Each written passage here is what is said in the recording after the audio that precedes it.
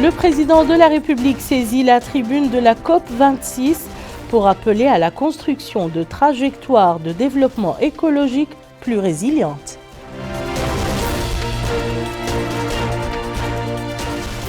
Le ministre de l'Agriculture visite Arquiz, la superficie pilote de 3000 hectares destinée au maraîchage.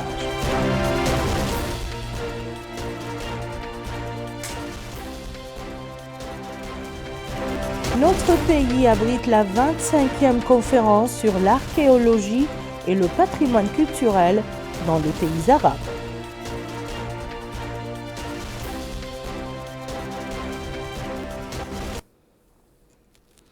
Madame, Monsieur, bonsoir et bienvenue dans le journal. Avant le développement de ces titres pour se prémunir contre la Covid-19, faites-vous vacciner et appliquez les mesures barrières. Le président de la République, Mohamed El Cheikh El Ghazouani, a pris part ce lundi à Glasgow, en Écosse, aux côtés de 120 dirigeants au sommet de la COP26 sur le climat. L'occasion pour lui d'insister sur le réchauffement climatique du fait de ces désastreuses conséquences multiformes, précisant qu'il constitue aujourd'hui un défi de premier ordre que l'humanité tout entière se doit impérativement de relever. Il a appelé les États à mettre en œuvre individuellement et collectivement toutes les mesures que requiert la construction de trajectoires de développement écologique plus sobres en carbone, plus résilientes et plus inclusives. Je vous invite à suivre le discours du président de la République.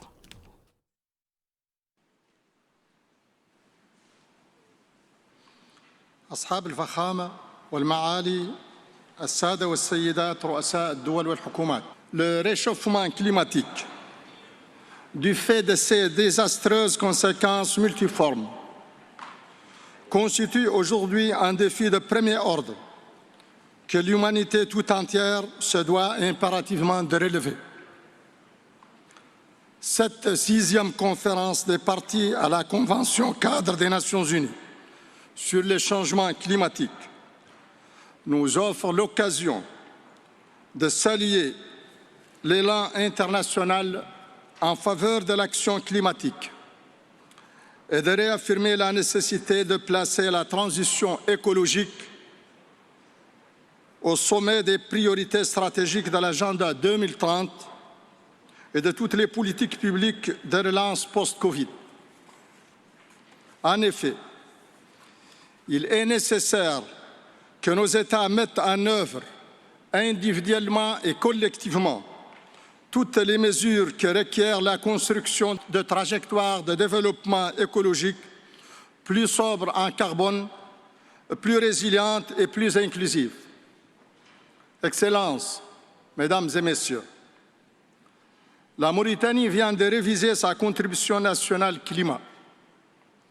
Et bien que nos émissions de gaz à effet de serre soient très marginales, nous avons prévu de les réduire de 11% par rapport à 2018 à l'horizon 2030. Avec un appui financier extérieur plus conséquent, nous pourrions atteindre la neutralité carbone en 2030. Les efforts que nous avons consentis sur la période 2015-2021 nous ont permis de porter la part des énergies renouvelables dans le mix énergétique de 18% en 2015 à 34% en 2020. Et nous prévoyons d'atteindre un taux de 50% en 2030. Ces résultats sont complétés par le lancement d'un nouveau programme de développement de l'hydrogène vert. Grâce à cette nouvelle filière, la Mauritanie offre au monde une source alternative et durable d'énergie propre. Nous invitons les institutions financières et les entreprises intéressées à nous accompagner dans ce projet.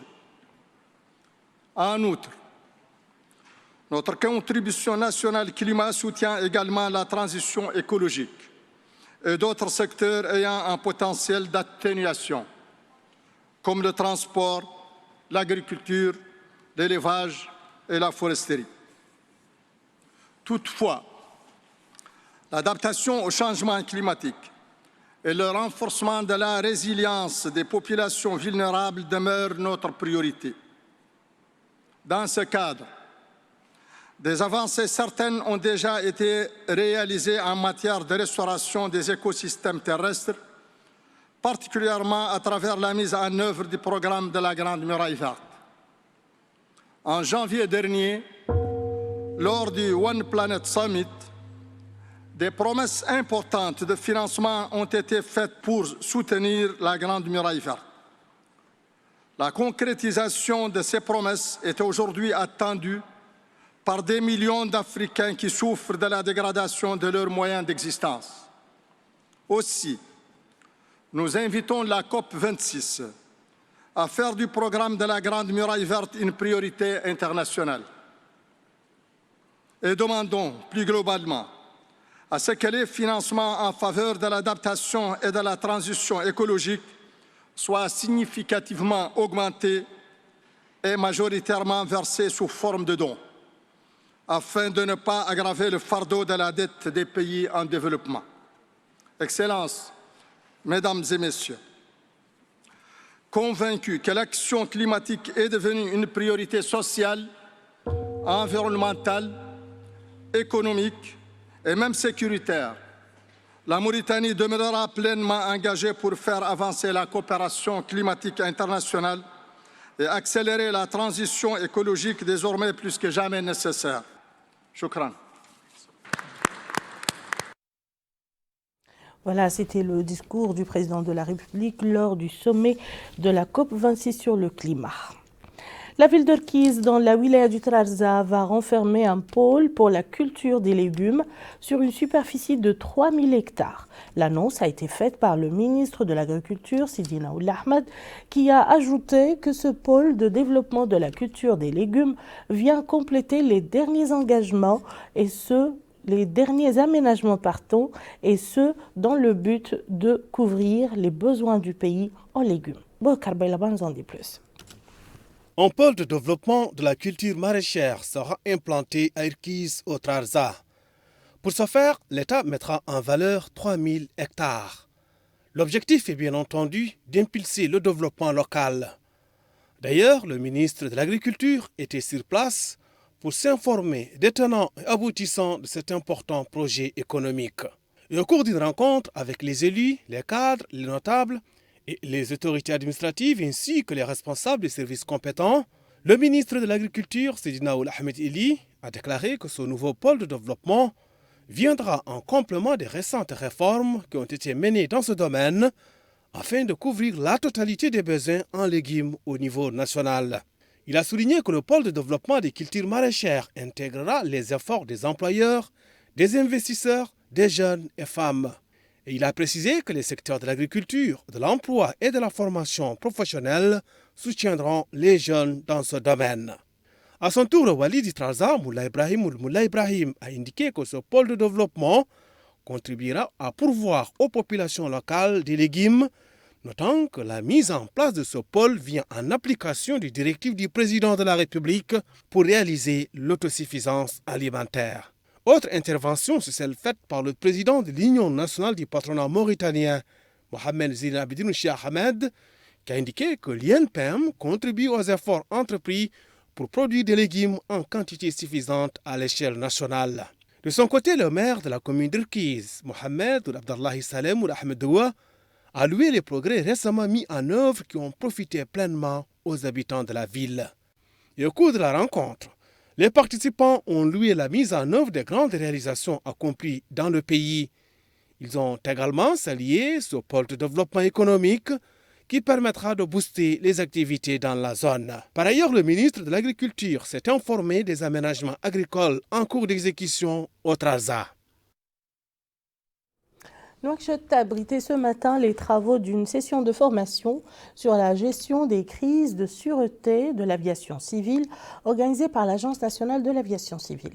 Parmi les objectifs de cet atelier, la mise à niveau du personnel chargé de la sûreté aéroportuaire et son édification sur les normes et recommandations contenues dans les législations et réglementations internationales et locales en vigueur dans ce domaine. Plus de précisions avec Aminata Kana. Cette présente session de formation sur la gestion des crises de sûreté de l'aviation civile concerne le personnel de sûreté aéroportière, le personnel administratif et d'encadrement et de direction, l'objectif étant de les familiariser avec les crises de sûreté de l'aviation civile en tenant en compte toutes les formes de dangers et de menaces potentielles dans le domaine de la sûreté de l'aviation civile.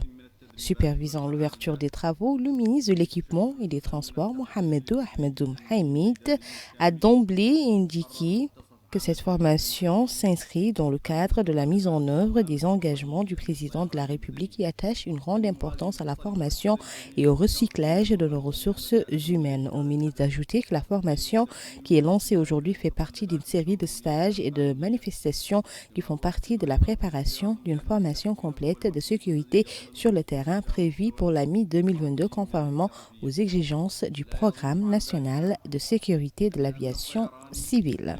Lui succédant, le directeur général de l'Agence nationale de l'aviation civile a déclaré en substance. Protéger les passagers, les équipages, le personnel et l'infrastructure aéronautique des actes ou tentatives d'actes d'intervention illicite restera toujours un défi majeur pour l'industrie aéronautique et pour les services en charge de la sûreté du transport aérien. Monsieur le ministre, chers invités, cette formation constitue le lancement d'une série d'activités qui seront organisées dans les mois à venir pour la réalisation à terme d'un exercice de gestion de crise grandeur nature au niveau de l'aéroport international de Nouakchott-Tonnessy. Elle s'adresse donc, cette formation, au personnel de l'Agence nationale de l'aviation civile, à celui de toutes les entités intervenant en milieu aéroportuaire, et notamment les forces de l'ordre, les exploitants d'aéronefs, les administrations aéroportuaires et les locataires d'aéroports qui ont, en rapport avec leur mission, une responsabilité importante dans la riposte à un acte d'intervention illicite. Au cours de cette rencontre, il s'agira aussi d'édifier les participants sur les normes et recommandations contenues dans les législations et réglementations internationales et locales en vigueur dans ce domaine. Cette formation s'adresse à tous les opérateurs nationaux, aux forces de l'ordre premièrement, qui sont les premiers concernés par la gestion des crises. Elle s'adresse aux entités aéroportuaires et à tous les intervenants en matière de sûreté. Donc c'est quelque chose d'extrêmement important et l'Agence nationale de l'aviation déploie tous les moyens ainsi que les départements pour que justement ce processus réussisse. Il est à noter que l'ouverture de la session s'est déroulée en présence du secrétaire général du ministère de l'Équipement et des Transports et du coordinateur national de la sûreté de l'aviation civile. Nous allons à présent nous rendre dans la wilaya du Houd al-Sharqi, dans laquelle le ministre de l'Hydraulique et de l'Assainissement, Mohamed El Hassan al-Boukhraïs, en compagnie du wali du Houd al-Sharqi, a visité des installations hydrauliques dans les villes de Timbedra, Aouina Tezbil et Djigani. Dans cette dernière ville, le ministre a tenu une réunion au cours de laquelle il a expliqué la nouvelle approche de son département en vue d'accélérer le rythme de travail des chantiers. Plus de précisions avec Mohamed El-Khattat. Au troisième jour de la visite qu'effectue le ministre de l'Hydraulique et de l'Assainissement, M. Mohamed El Hassan al-Boukhraïs, au Houd al-Sharqi, celle-ci a concerné la deuxième phase de l'approvisionnement en eau potable des villes et localités à partir de la nappe du Adhar. Le ministre de l'Hydraulique et de l'Assainissement s'est enquis du fonctionnement et des capacités de pompage de ces différentes installations, notamment dans les villes de Timbedra, Djigani et Aouina Tezbil. Au niveau de Djigani, le ministre a tenu une réunion qui a regroupé les élus, les cadres et dignitaires de la Muqata'a. Réunion au cours de laquelle il a expliqué le contenu de la nouvelle approche de son secteur. Ainsi, il a fait savoir que la Muqata'a de Djigani est alimentée par 11 puits artésiens, dont 5 fonctionnent actuellement et 6 ne sont plus utilisables en raison de la baisse du niveau de la nappe phréatique, précisant que le département s'attelle présentement à garantir une réserve d'eau et d'assurer la pérennité de l'approvisionnement à travers la construction du château d'eau, même si les puits opérationnels ne seront pas pour autant abandonnés, mais plutôt suivis et leur maintenance assurée pour rester en réserve aux besoins. Il a ensuite écouté les doléances des populations parmi les intervenants relatives à la mise à disposition de l'eau potable en milieu rural et urbain. À son tour, le maire adjoint de Digani a salué les efforts inlassables que déploient les pouvoirs publics pour fournir l'eau potable aux habitants de la wilaya, appelant à l'intégration des autres villages de la Muqata'a non encore couverts. Pour sa part, le coordinateur national du projet Al-Har, M. Mohamed Mahmoud, a indiqué que cette composante du projet devant approvisionner Ayoun et Digani à partir d'Al-Har est constituée de canalisations de 4 mm allant de Timbedra à Ayoun sur 200 km.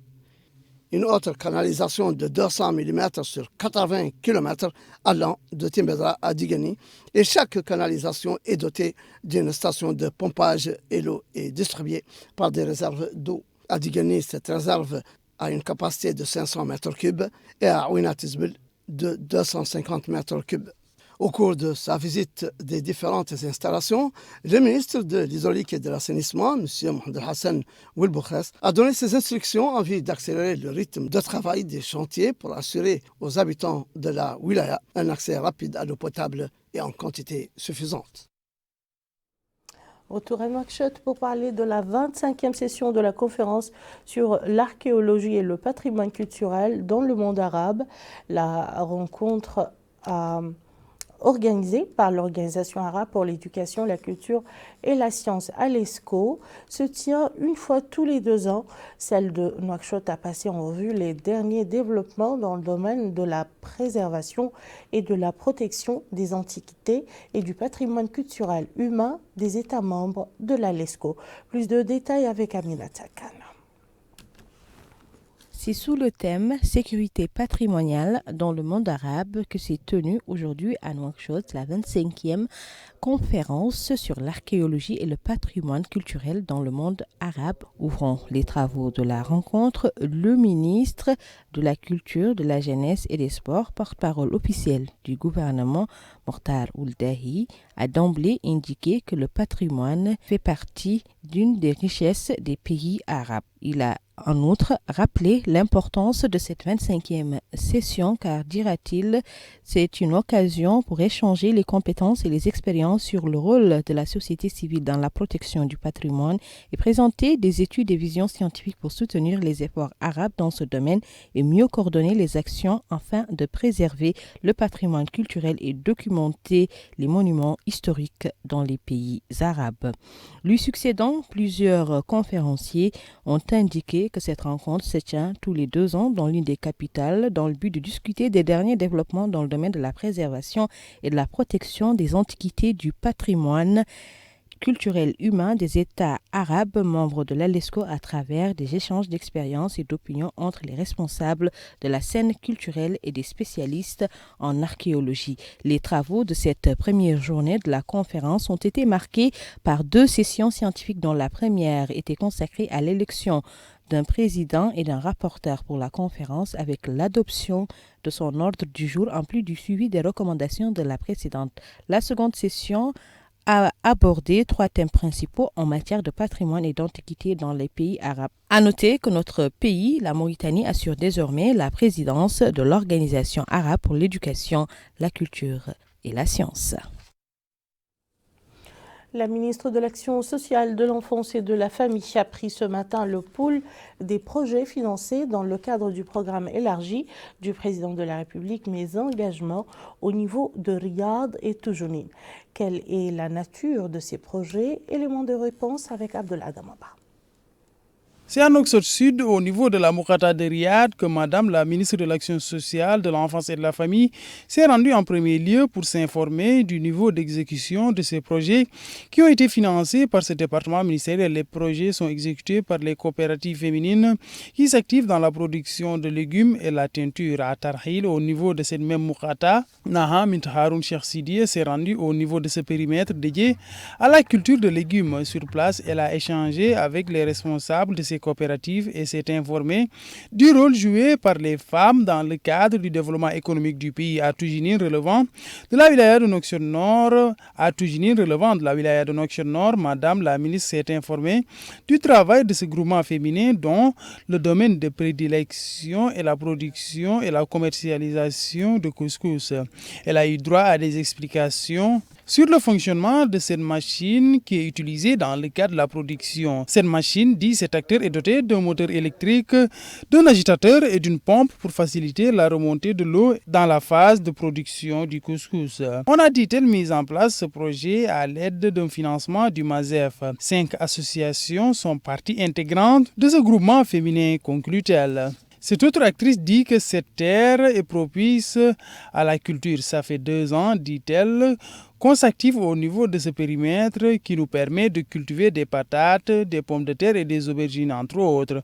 À la fin de ces différentes étapes, Mme Nahamint Haroun Cheikh Sidiye, ministre des Affaires sociales, de l'Enfance et de la Famille, a souligné que ce déplacement a été initié dans le cadre d'une visite d'information des projets qui sont partie intégrante du programme et priorités élargies du chef de l'État. Elle a mis en avant sa satisfaction quant à l'exécution de ces projets. Elle a à la fin précisé que le président de la République et le gouvernement sont prêts à appuyer ces coopératives au vu, dit-elle, des résultats probants qui ont été enregistrés. Abdullah Damaba, vous avez également suivi le déplacement de la commissaire à la sécurité alimentaire lors de la visite d'information qu'elle a effectuée au niveau de quelques magasins d'approvisionnement subventionnés dans la ville de Nouakchott.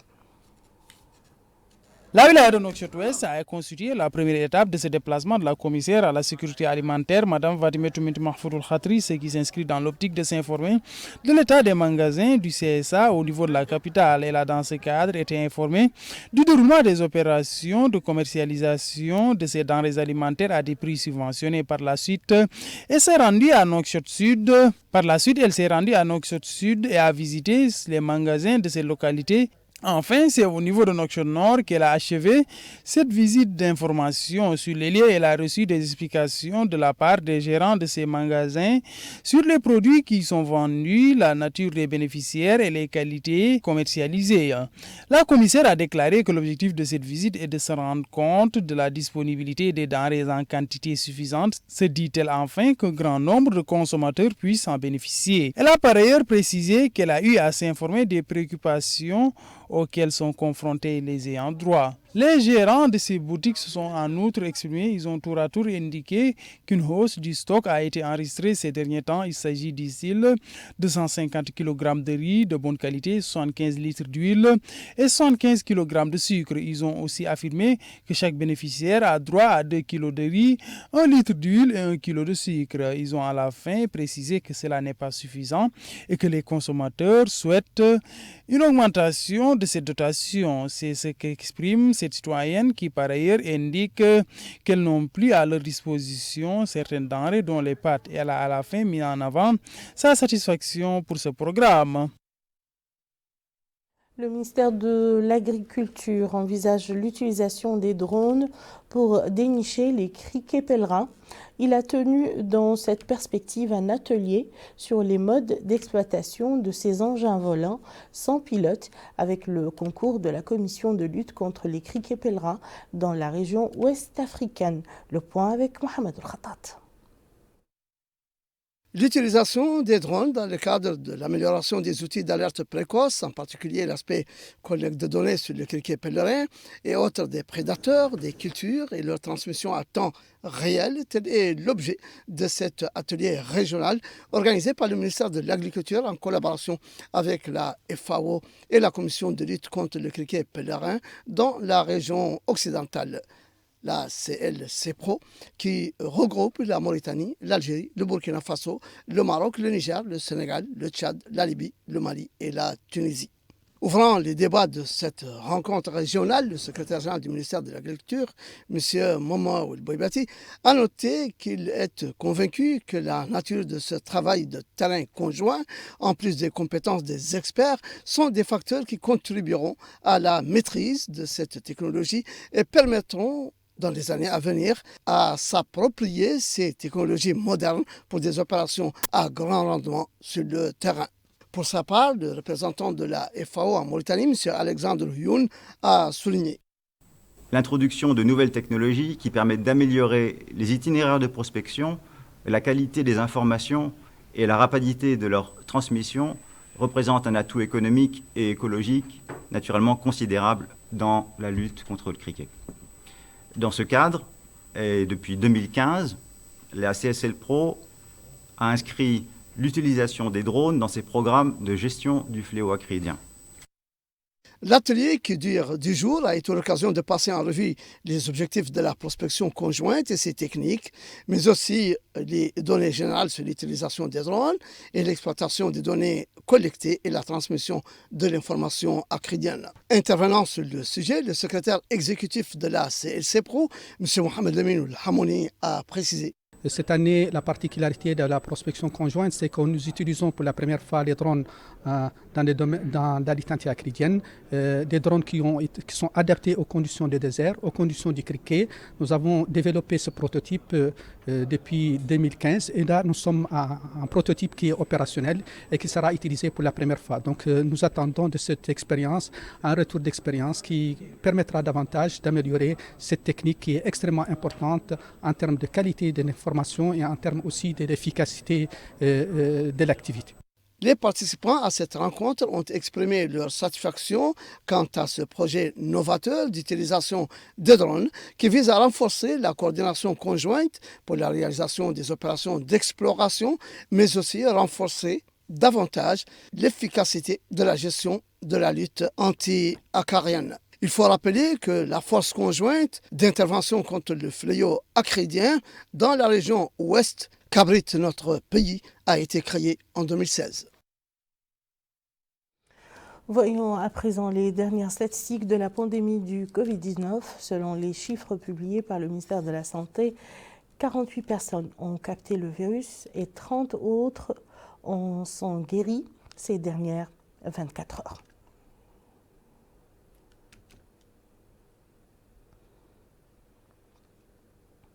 Le ministère de la Santé a par ailleurs fait le point de la situation épidémiologique durant la semaine écoulée au cours de son point de presse hebdomadaire. Au cours de la semaine précédente, nous avons enregistré 365 nouveaux cas Covid-19, dont 7 cas contacts et 358 cas communautaires.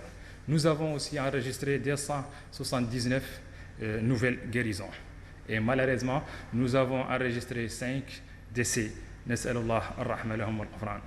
Le cumul des cas enregistrés depuis le début de la pandémie dans notre pays est de 37 368 cas positifs, dont 9 816 cas contacts et 27 346 cas communautaires. Nous avons aussi enregistré 35 979 nouvelles guérisons. Nous avons malheureusement aussi enregistré 797 décès. Les cas actifs aujourd'hui dans notre pays, nous avons 592 cas actifs, dont 572 asymptomatiques, 8 cas simples et 12 cas dans une situation clinique critique ou grave.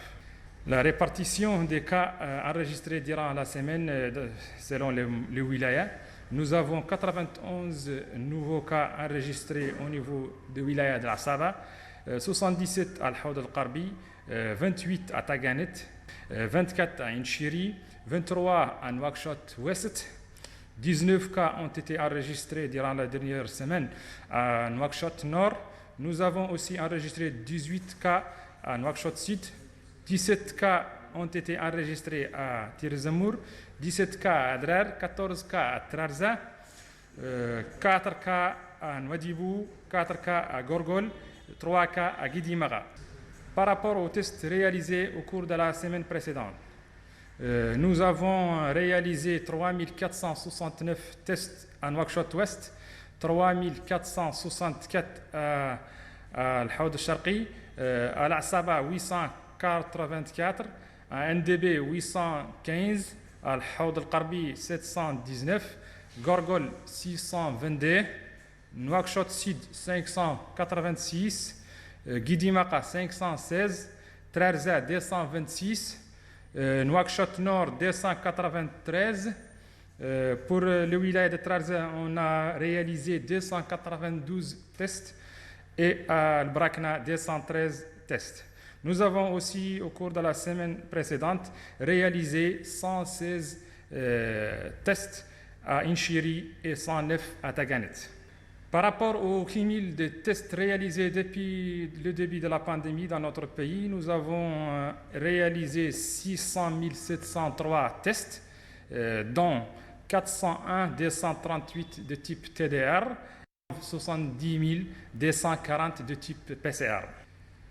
Par rapport à la situation de vaccination dans notre pays, nous avons vacciné durant la semaine passée 118 106 personnes. Par rapport au total vacciné, nous avons vacciné avec la première dose 900 083 personnes, 915, et nous avons aussi vacciné avec la deuxième dose 600 021 491, ce qui porte à 24% de notre cible. L'actualité à l'intérieur du pays dominée par les activités liées à l'action des conseils régionaux. À Sélibabi, capitale de la wilaya du Guitimara, il était question de l'élaboration de la stratégie régionale de développement de la SCAP. Des élus et acteurs locaux ont pris part à cet atelier. Commentaire signé Bokar Boylaba. Les différents acteurs vont débattre pendant 5 jours de tous les secteurs de développement de la wilaya du Guitimara, avec en toile de fond l'élaboration d'un document qui servira de référence auprès des partenaires techniques et financiers en vue de trouver les financements adéquats pour la région. Et à la vertu des travaux de l'atelier, la secrétaire générale du ministère de l'Intérieur et de la décentralisation, Mme Zainabou Minta Ahmedna, a souligné que la promotion de la décentralisation et du développement local constitue des axes prioritaires du gouvernement. Elle a rappelé que l'État a créé le Conseil national de la décentralisation et du développement local, précisant que les réformes structurelles ont constitué le point de départ pour la préparation des stratégies régionales pour le développement. Pour le Conseil régional du Guitimara, cette rencontre vise à mobiliser l'ensemble des acteurs régionaux pour accompagner le processus de formulation de la stratégie de croissance régionale accélérée et de prospérité partagée, à travers des pistes de réflexion pour le développement régional. La stratégie de croissance accélérée et de prospérité partagée s'articule autour de 3 leviers stratégiques: la promotion d'une croissance forte, durable et inclusive, le développement du capital humain et l'accès aux services sociaux de base, ainsi que le renforcement de la gouvernance dans toutes ses dimensions. La tenue de cet atelier régional constitue une opportunité réelle pour la région, faut-il le rappeler, une institution, la dernière de l'architecture de la gouvernance locale, est investie par la loi organique 2018-010 relative à la décentralisation. Plusieurs missions lui sont conférées, parmi lesquelles la promotion du développement économique, social, culturel et scientifique à l'échelon régional. C'est aussi l'organe en charge de la planification des politiques de stratégie de développement et de la mise en cohérence.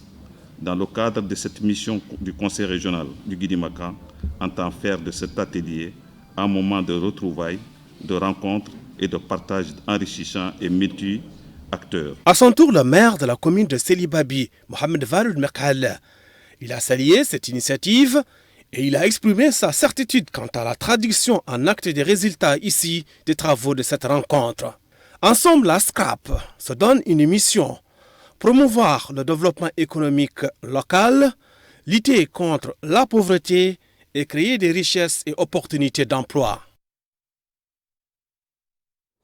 La ville d'Ayoun a quant à elle abrité la 4e session ordinaire du Conseil régional avec pour ordre du jour la discussion des plans de développement établis par le Conseil. Abdullah Damaban nous en dit plus.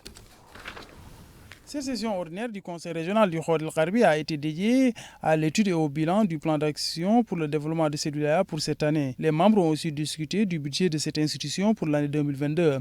Cette wilaya à vocation agro-pastorale dispose d'un plan d'action nécessaire dans le cadre de l'exécution de certains programmes de développement. Le président du Conseil régional du Khor el-Gharbi a remercié les autorités administratives de la wilaya au vu, dit-il, des réalisations qui ont été accomplies cette année. Il s'est en outre félicité du du lancement de la campagne de vaccination du cheptel à partir de la Moukhata de Tintane, ce qui, souligne-t-il, a été initié par le ministère de l'Élevage. Ce nouveau plan qui a été élaboré compte valoriser la vocation agropastorale de cette wilaya afin de mettre en valeur le potentiel économique dont dispose la wilaya du Khouati Karbi. Enfin, à Néma, le Conseil régional a aussi tenu une session similaire centrée sur les prévisions de son budget initial pour l'année prochaine. La réunion était aussi l'occasion de faire le bilan des projets exécutés par le Conseil durant la période écoulée.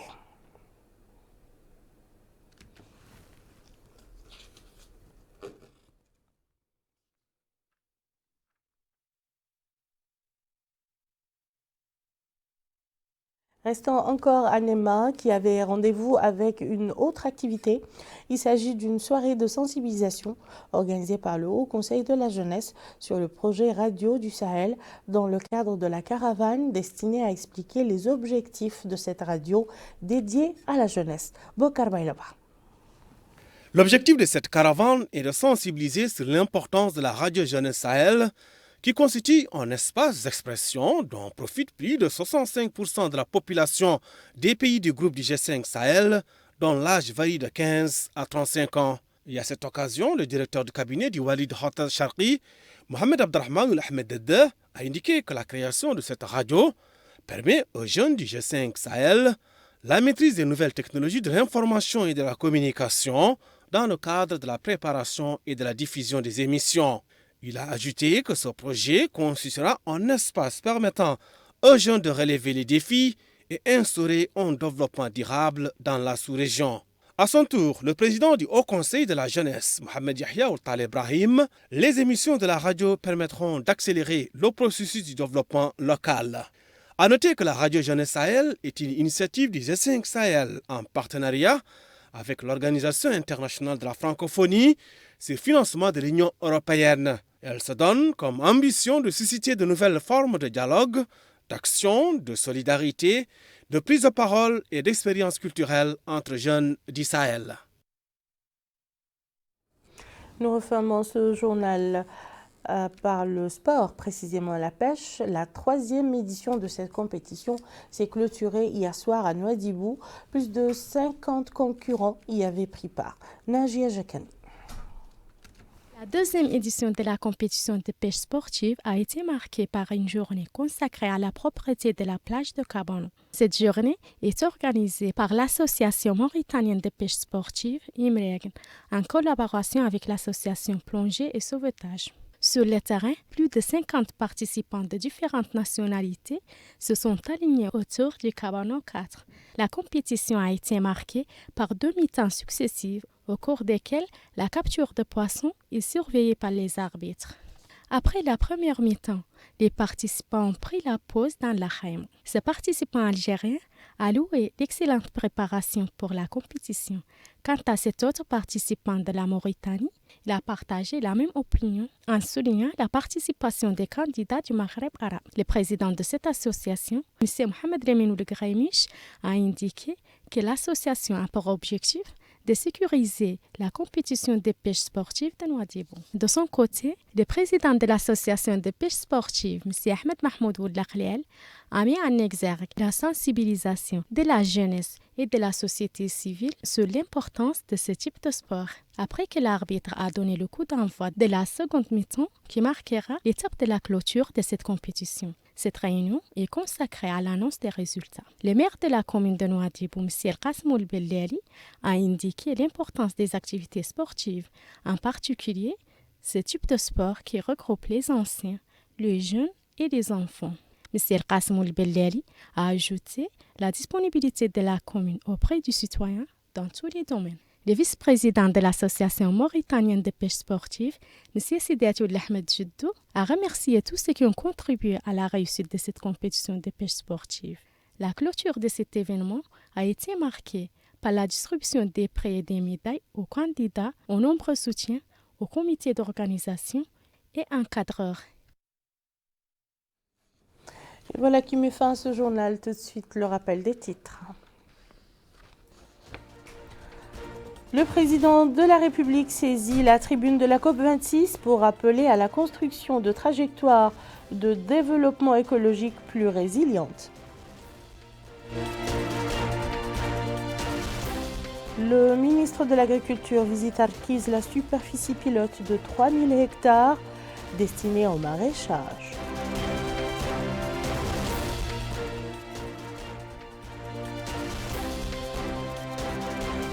Notre pays abrite la 25e conférence sur l'archéologie et le patrimoine culturel dans les pays arabes.